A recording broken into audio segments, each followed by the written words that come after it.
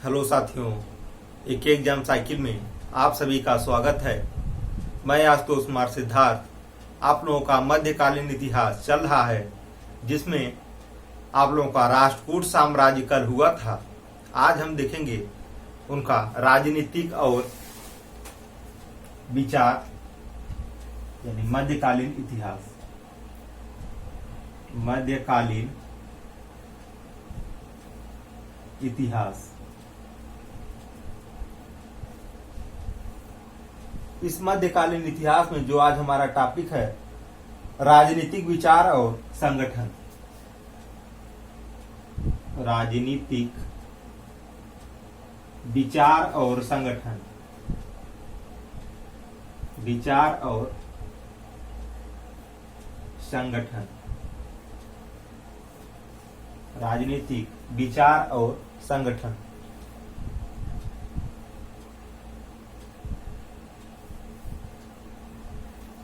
इन साम्राज्यों की जो प्रशासन व्यवस्था था, देखेंगे पहला जो इसमें पॉइंट है हमारा, इन साम्राज्यों की प्रशासन की, इन साम्राज्यों की प्रशासन की, इन साम्राज्यों की प्रशासन की व्यवस्था उत्तर में व्यवस्था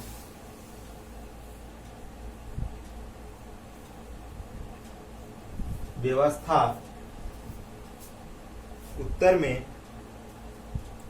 गुप्त साम्राज्य और उत्तर में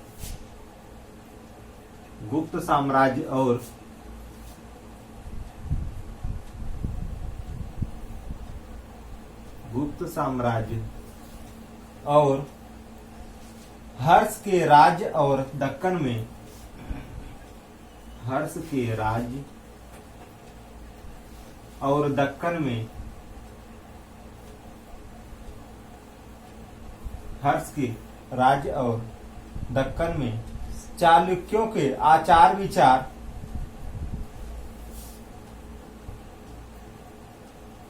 चालुक्यों के आचार विचार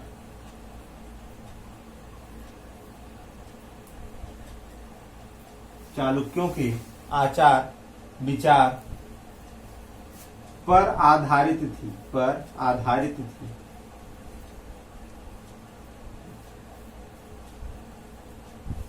पर आधारित थी।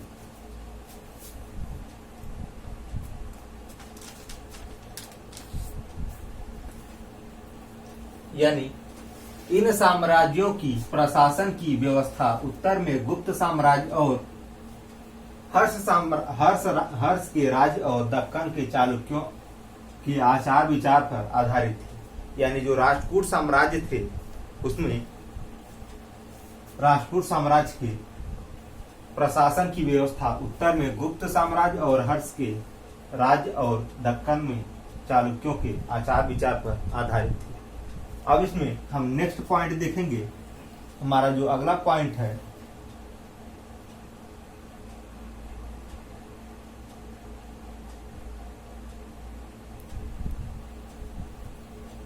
दरबार राजनीतिक मामलों और न्याय। दरबार राजनीतिक मामलों और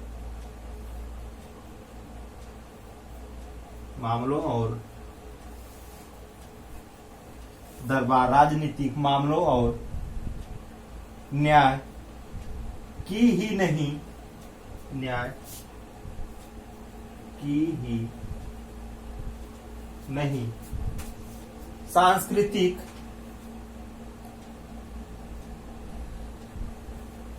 की ही नहीं, बल्कि सांस्कृतिक जीवन, सांस्कृतिक जीवन का, सांस्कृतिक जीवन का भी केंद्र होता था। केंद्र होता था। दरबार में राजनीतिक मामलों और न्याय की ही नहीं बल्कि सांस्कृतिक जीवन का भी केंद्र होता था। अब इसमें हम अगला पॉइंट देखेंगे। अब हम आगे देखेंगे अगली पॉइंट।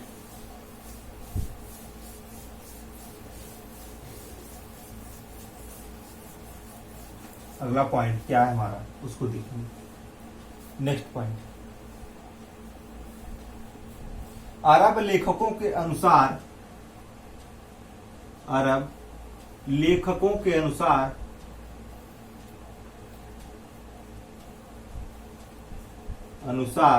राष्ट्रकूट, अरब लेखकों के अनुसार राष्ट्रकूट साम्राज्य में, राष्ट्रकूट साम्राज्य में स्त्रियां, राष्ट्रकूट साम्राज्य में स्त्रियां अपने चेहरे को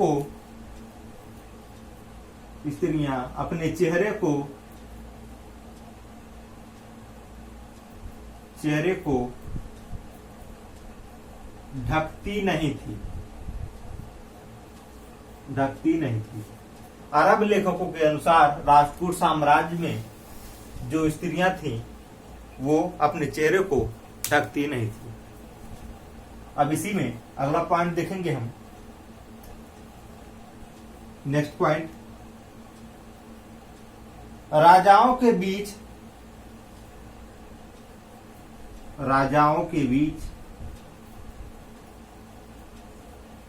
तथा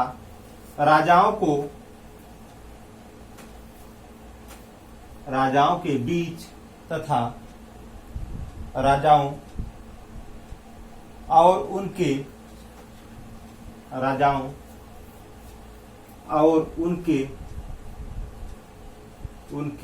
मातहतों के बीच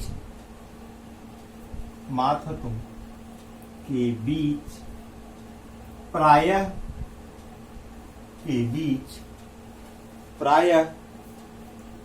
युद्ध होते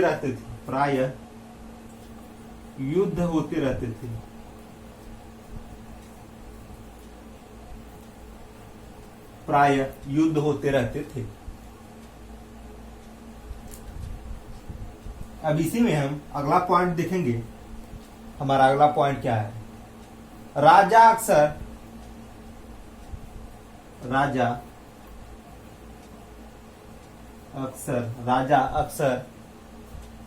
राजाधिराज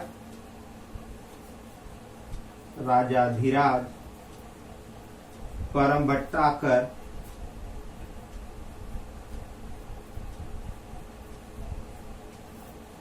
राजाधिराज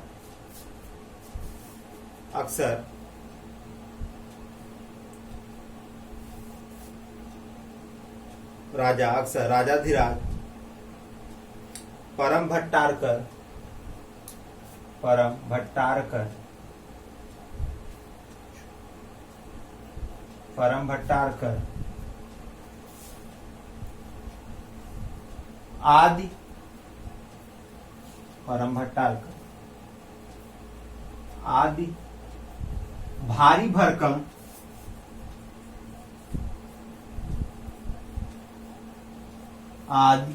भारी भरकम उपाधियां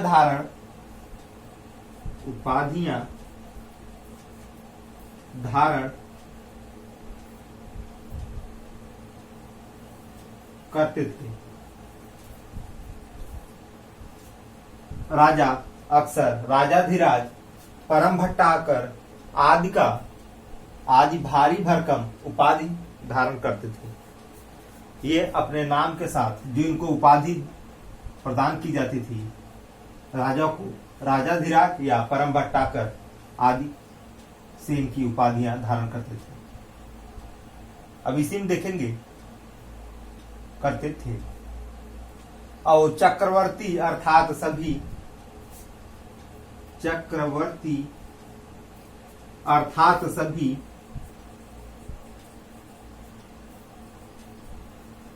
चक्रवर्ती अर्थात सभी भारतीय शासकों में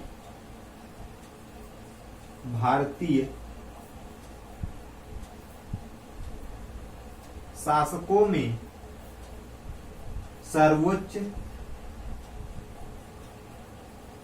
भारतीय शासकों में सर्वोच्च होने का दावा करते थे। सर्वोच्च होने का दावा करते थे।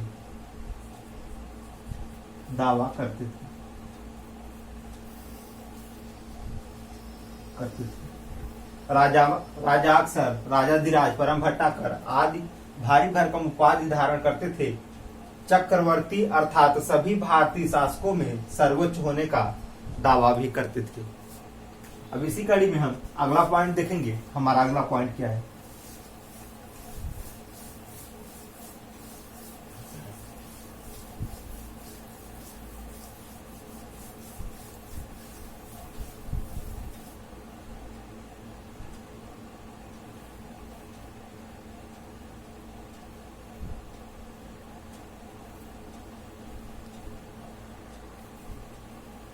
अब इसी में अगली पॉइंट देखेंगे। अगला पॉइंट जो है, मेघातिथि नामक एक लेखक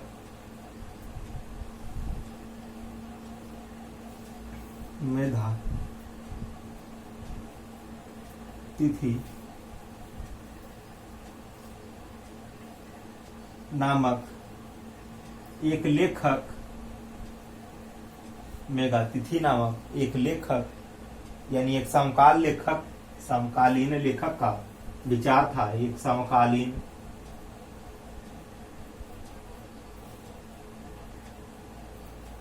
लेखक का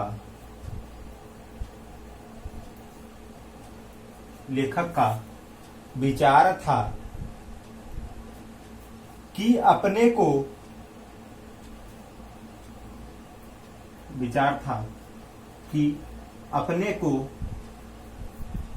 अपने को चोरों से बचाने के लिए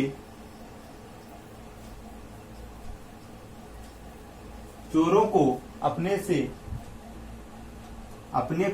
से बचाने के लिए और हत्यारों से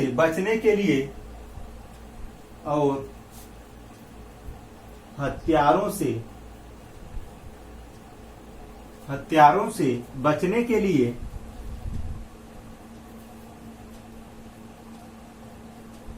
बचने के लिए शस्त्र धारण करना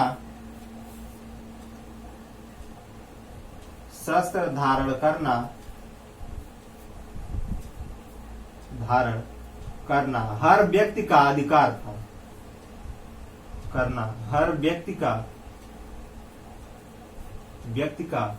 था। हर व्यक्ति का अधिकार था। इसी कड़ी में अगला पॉइंट देखेंगे। अक्सर ज्येष्ठ पुत्र ही उत्तराधिकारी बनता था, यानी अक्सर ज्येष्ठ पुत्र ही राजा का उत्तराधिकारी बनता था। देखेंगे, अक्सर ज्येष्ठ पुत्र ही उत्तराधिकारी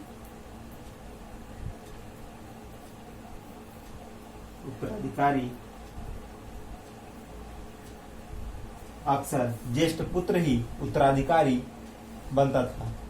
किंतु ऐसे अनेक उदाहरण हैं किंतु अनेक ऐसे उदाहरण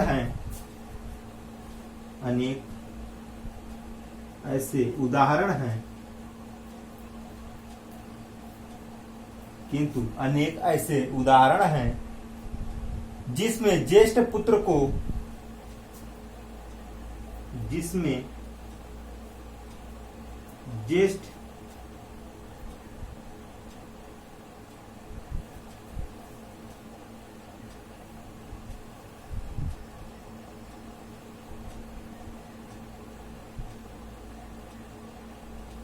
ज्येष्ठ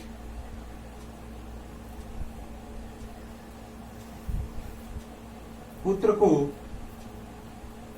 जिसमें ज्येष्ठ पुत्र को अपने छोटे भाई से, ज्येष्ठ पुत्र को अपने छोटे भाई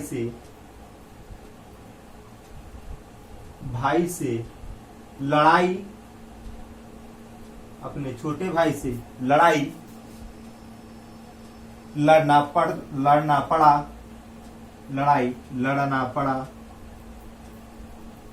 और लड़ाई लड़ना पड़ा और कभी कभी वे पराजित भी हुए, कभी कभी वे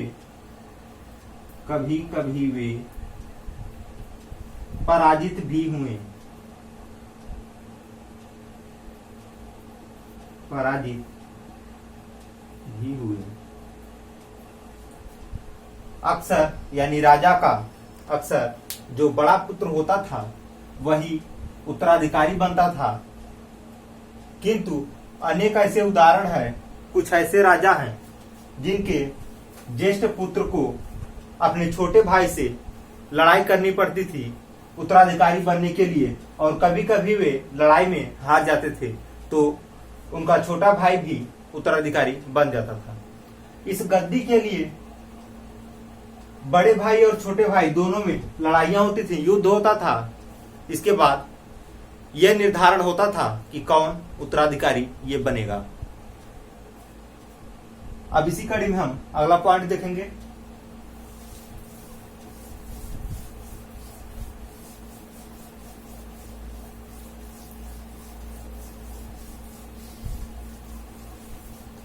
अगला पॉइंट देखेंगे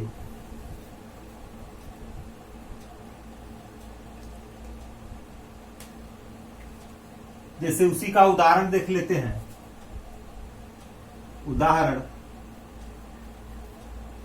उदाहरण देख लेते हैं। राष्ट्रकूट राजा ध्रुव और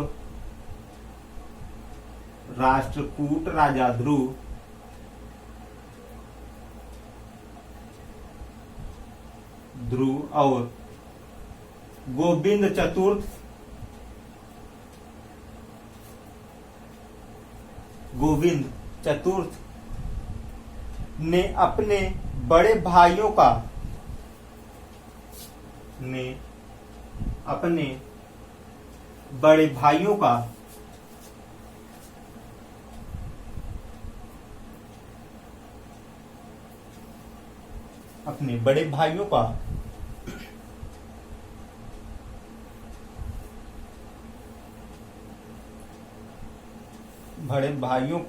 बड़े भाइयों को सत्ता से हटा देना या सत्ताच्युत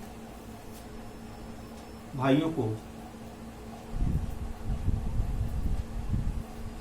सत्ताच्युत या सत्ता से हटा देना, यानी इसका अर्थ जो है सत्ता से हटा देना, सत्ता से हटा देना।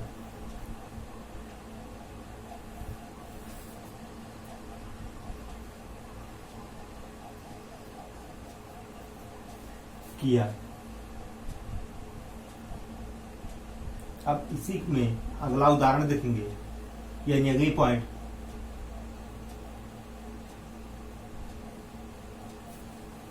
जैसे इसको देखते हैं, राष्ट्रकूट राजा ध्रुव और गोविंद चतुर्थ ने अपने बड़े भाइयों को सत्ता से हटा दिए। राष्ट्रकूट राजा ध्रुव और गोविंद चतुर्थ ये दोनों लोग अपने बड़े भाइयों को सत्ता से हटा दिए। इसके बाद ये दोनों जो छोटे थे ये दोनों आपस में, यानी ये दोनों उत्तराधिकारी बने, राज्य का उत्तराधिकारी बने।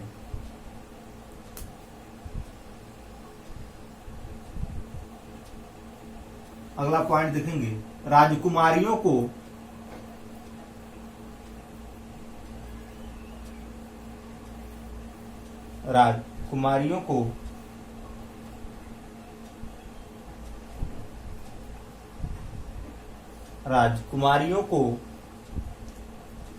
शासन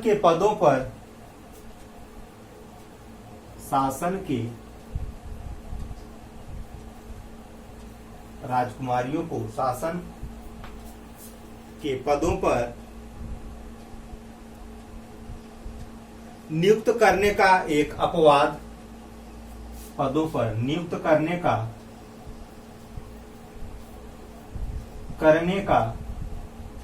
नियुक्त करने का एक अपवाद, नियुक्त करने का एक अपवाद राष्ट्रकूट राजकुमारी, राष्ट्रकूट राजकुमारी, राष्ट्रकूट राजकुमारी चंद्रावलंबी, राष्ट्रकूट राजकुमारी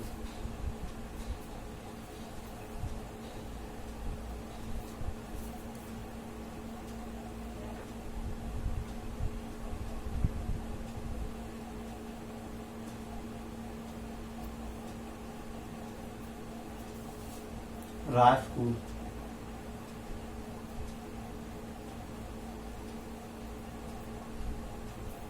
चंद्रवालाबी, राष्ट्रकूट राजकुमारी चंद्रवालाबी ने जो अमोघ वर्ष प्रथम ने जो अमोघ वर्ष प्रथम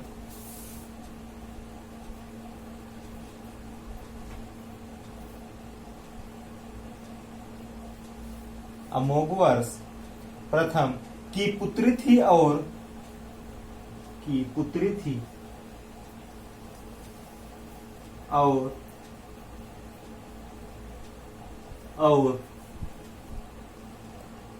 कुछ समय तक रायचूड़ कुछ समय तक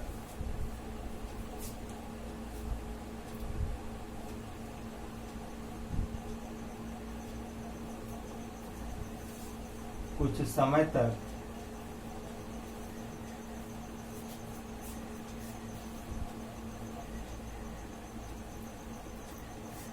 समय तक रायचूड़ दोआब का प्रशासन चला। रायचूड़ दोआब का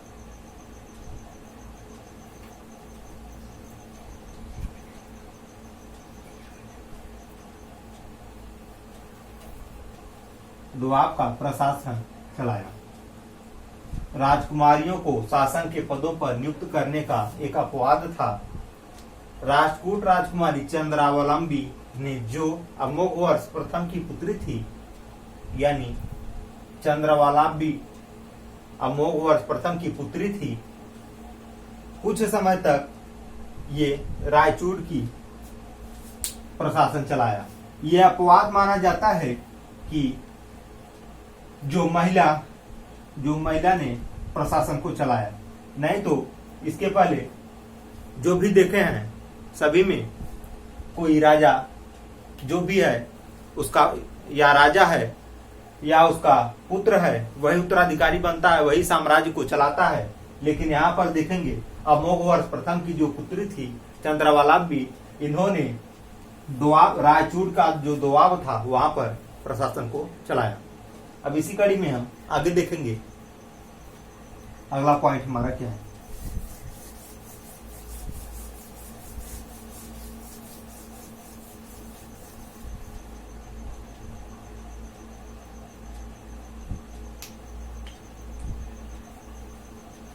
राजा को सलाह देने के लिए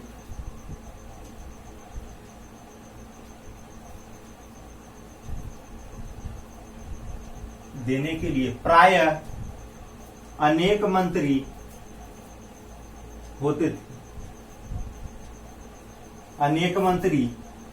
थे। मंत्रियों का चुनाव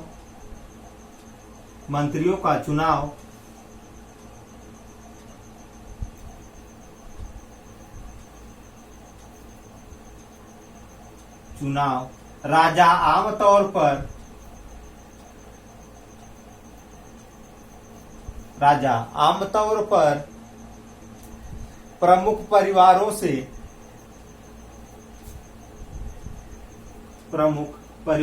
करते थे।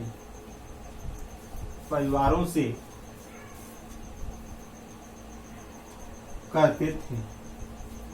प्रमुख परिवारों से करते थे। यानी राजा को सलाह देने के लिए जो मंत्री प्रायः बनाए जाते थे, उनका चुनाव राजा आमतौर पर जो अच्छे घराने के होते थे, उस समय अच्छे परिवार से होते थे, उसमें से एक सदस्य को मंत्री के रूप में नियुक्त किया जाता था। राजा अपने लिए उन्हें मंत्री के रूप में या सलाह देने के रूप में उन्हें नियुक्त करता था। अब इसी कड़ी में हम आगे देखेंगे। इसी में लगभग हर राज्य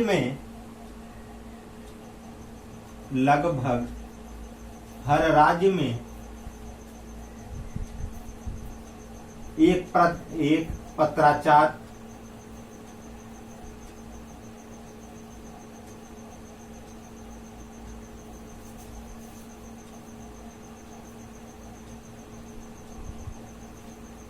लगभग हर राज्य में एक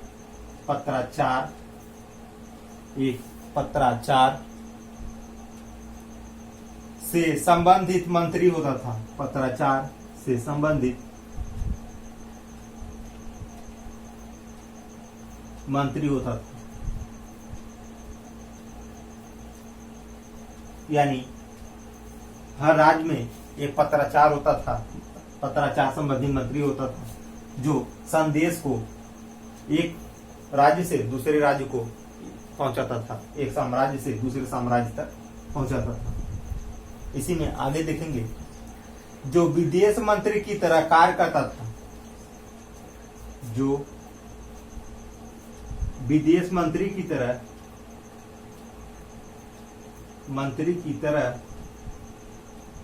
कार्य करता था,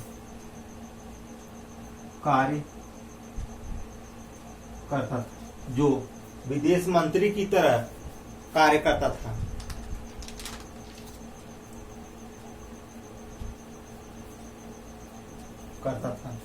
इसके अलावा एक राजस्व मंत्री इसके अलावा एक राजस्व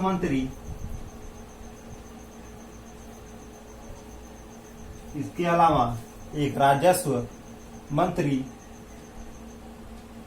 एक कोषाध्यक्ष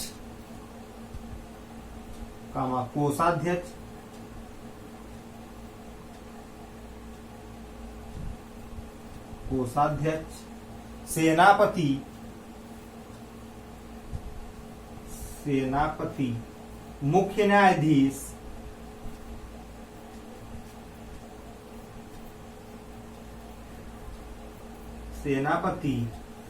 मुख्य न्यायाधीश और पुरोहित होते थे। मुख्य न्यायाधीश और पुरोहित होते थे।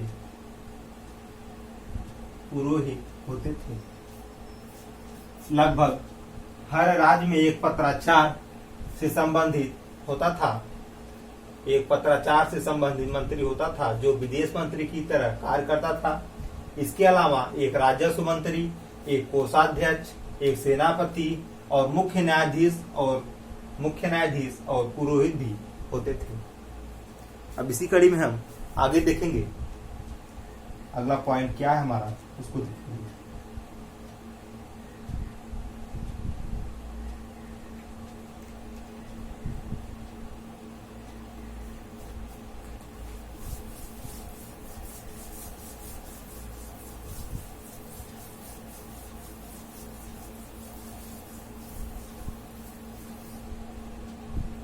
अगली जो हमारा पॉइंट है उसे देखेंगे।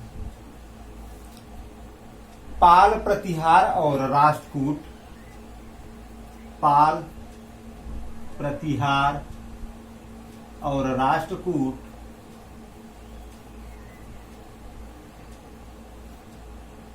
पाल, प्रतिहार और राष्ट्रकूट राजाओं के पास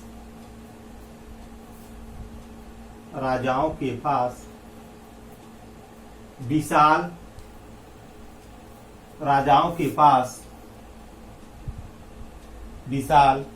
सुसंगठित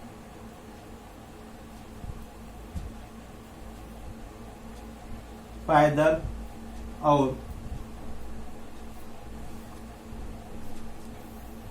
पैदल और घुड़सवार सेनाएं थी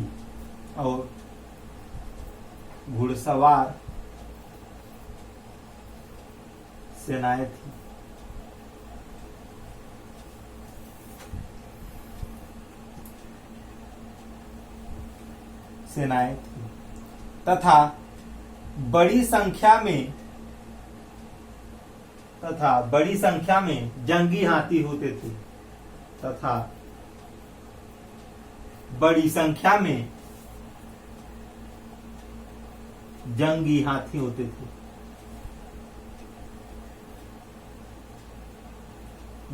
हाथी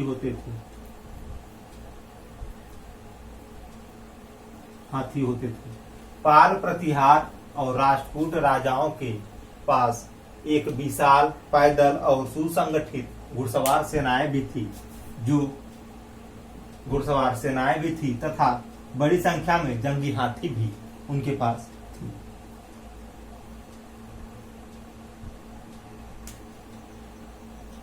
हाथियों की सबसे बड़ी जो संख्या है पाल राजाओं के पास था।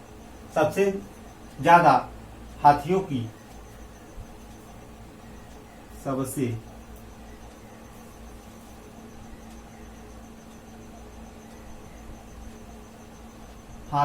सबसे बड़ी संख्या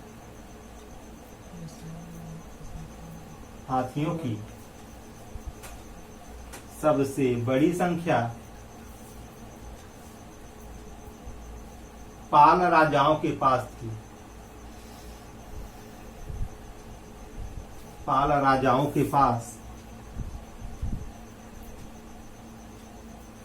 राजाओं के पास थी।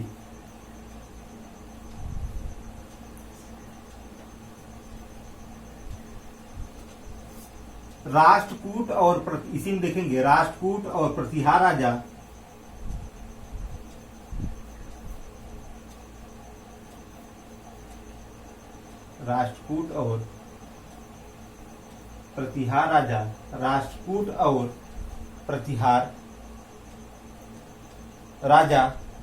दोनों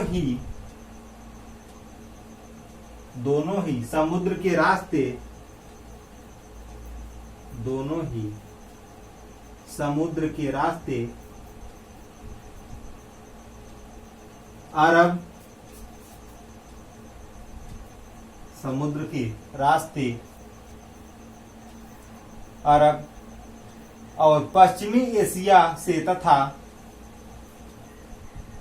अरब और पश्चिमी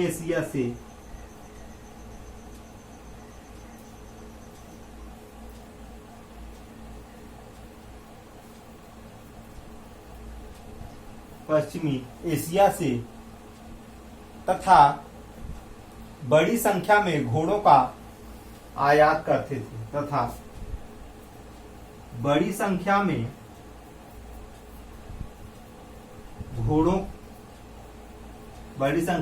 घोड़ों का आयात करते थे।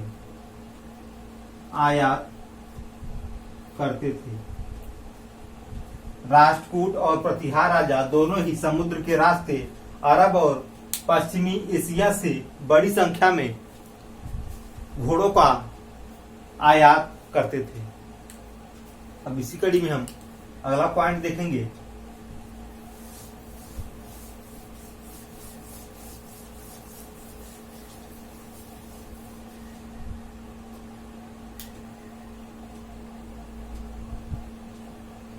अगला जो पॉइंट है हमारा, युद्ध के रथों का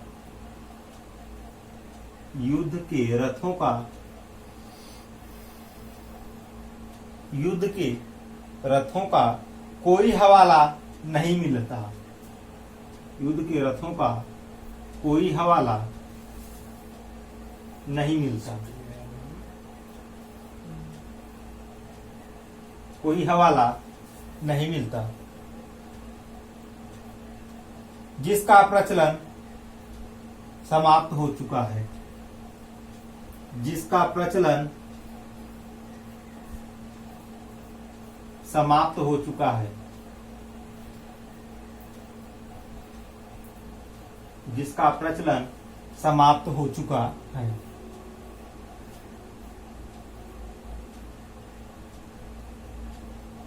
कुछ राजाओं, खासकर कुछ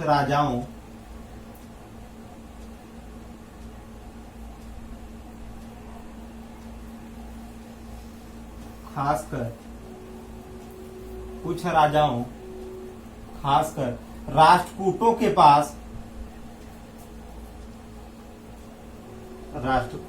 पास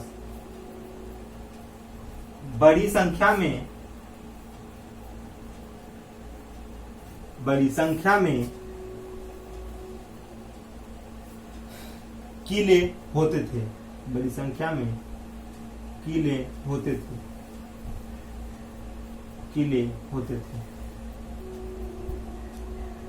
अब इसी में हम अगला पॉइंट देखेंगे। अगला जो पॉइंट है, सरदार राजा के प्रति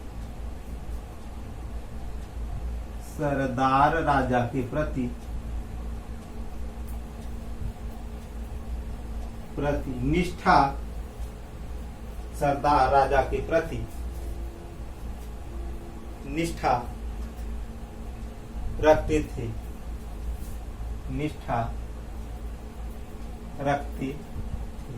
वे राजा रखते थे। वे राजा को निर्धारित कर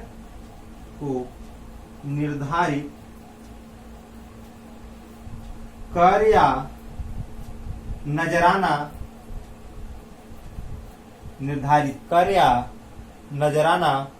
देते थे और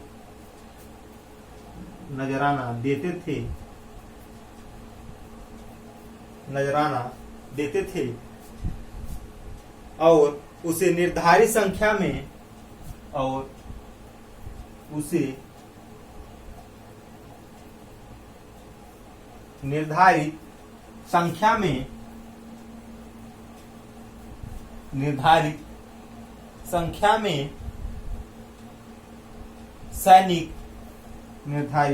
में सैनिक भी प्रदान करते थे।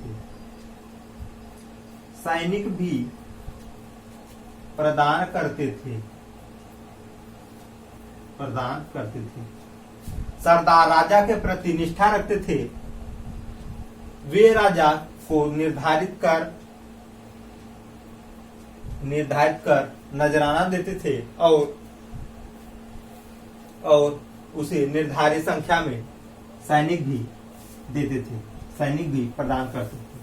अब इसी कड़ी में हम अगली पॉइंट देखेंगे। अगला पॉइंट क्या है हमारा, उसे देखते हैं।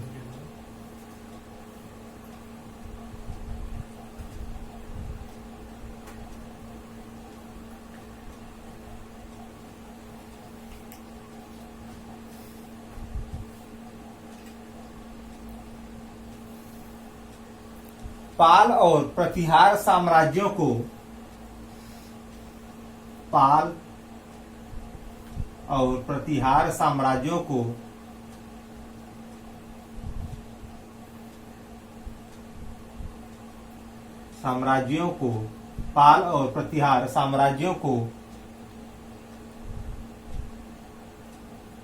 प्रत्यक्ष पाल और प्रतिहार साम्राज्यों में प्रत्यक्ष या साम्राज्यों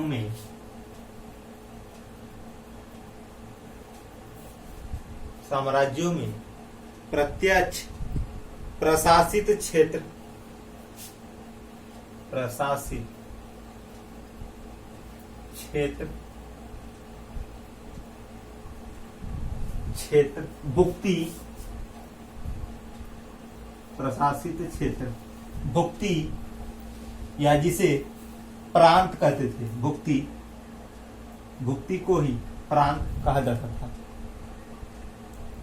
और मंडल था, भुक्ति और मंडल था, भुक्ति और मंडल था।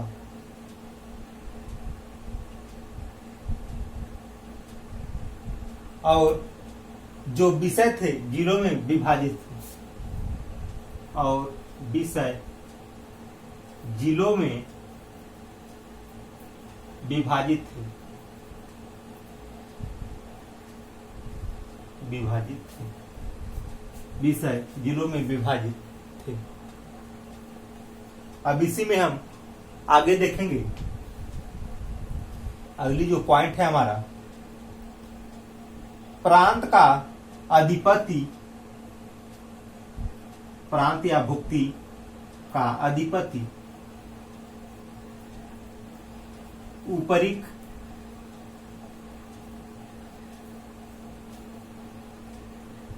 ऊपरिक और जनपद का अधिपति, और जनपद का अधिपति विषयपति कहलाता था, विषयपति कहलाता था, विषयपति कहलाता था।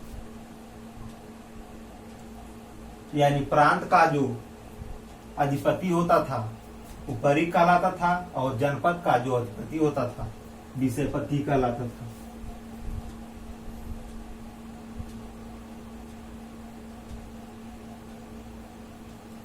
विषयपति से यही कार्य, विषयपति से पति से यही कार्य अपने क्षेत्रों, विषयपति से यही कार्य अपने क्षेत्रों में करने की उपेक्षा की जाती थी, क्षेत्रों में करने की उपेक्षा या अपेक्षा की जाती थी, की जाती थी। अब इसी कड़ी में हम आगे देखेंगे अगला पॉइंट हमारा क्या है।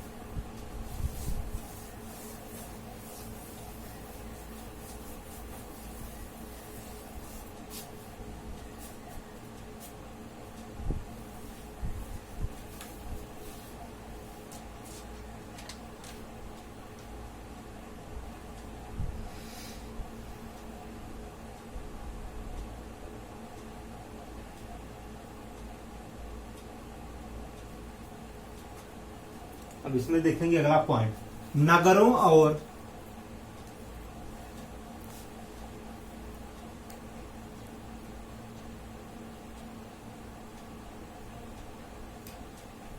नगरों और आसपास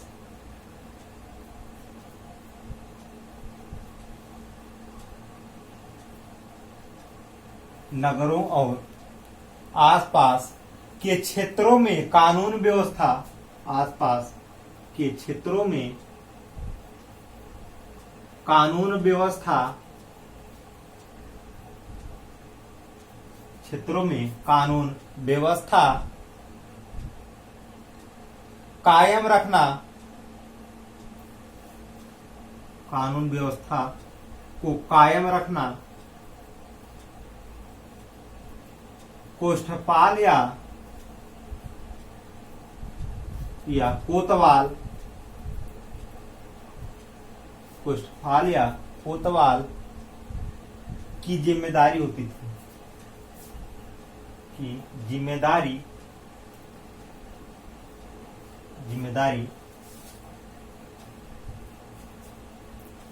होती थी।